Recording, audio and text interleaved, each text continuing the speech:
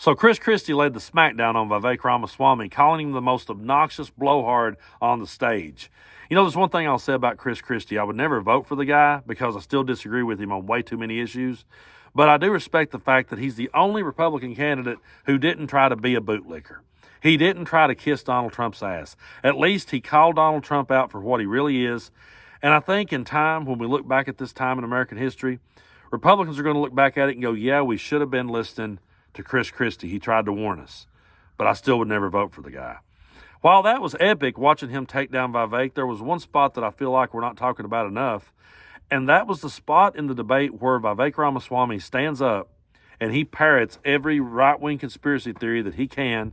He says all the quiet parts out loud, and he just goes for it, folks. He doesn't mince words. He says right out loud that January 6th was an inside job.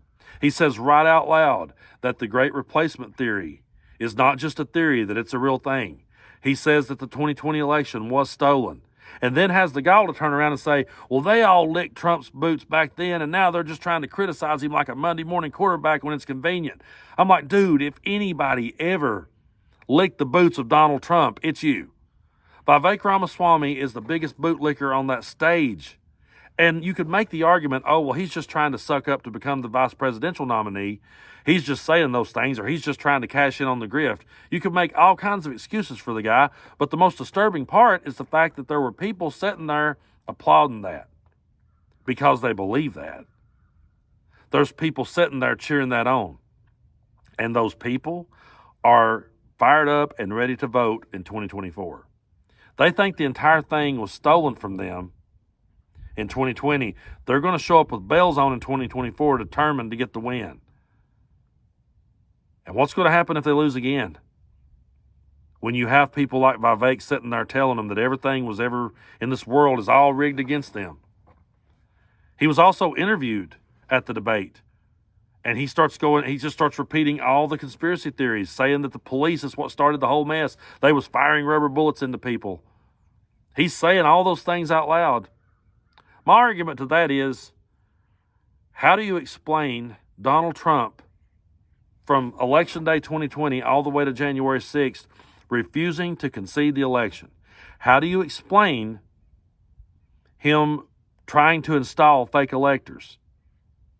How do you explain the fact that he sat there and repeated the lie that the election was stolen even after all the evidence pointed in the opposite way? How do you ignore the fact that on January 6th he said we're going to go to the Capitol and we're going to fight like hell? And how do you ignore the fact that there was people sitting there chanting, hang Mike Pence? I'm sure there was probably some innocent person who just got caught up in the drama, who didn't want it to turn into a protest, that probably got slapped in the face with a rubber bullet. I'll give you that. There was probably somebody that got knocked down that really was just trying to get the whole situation diffused. But they went there and they stirred up a hornet's nest. If you walk into a hornet's nest and you stir it up and you get stung, you can't blame the hornet. Okay? You were there. You stirred up a hornet's nest. That's what happens when you do. But Vivek Ramaswamy is out there. He's repeating all this bullshit. He's saying it out loud. All the arguments you could make for him or all the arguments you could make against him, there are still people out there cheering for this. There are people out there that believes it. And there are people out there that are fired up and ready to vote.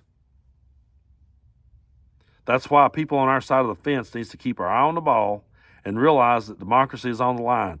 We may not agree with everything that Joe Biden says, but I have a feeling if we vote for Joe Biden, we will live to vote another day.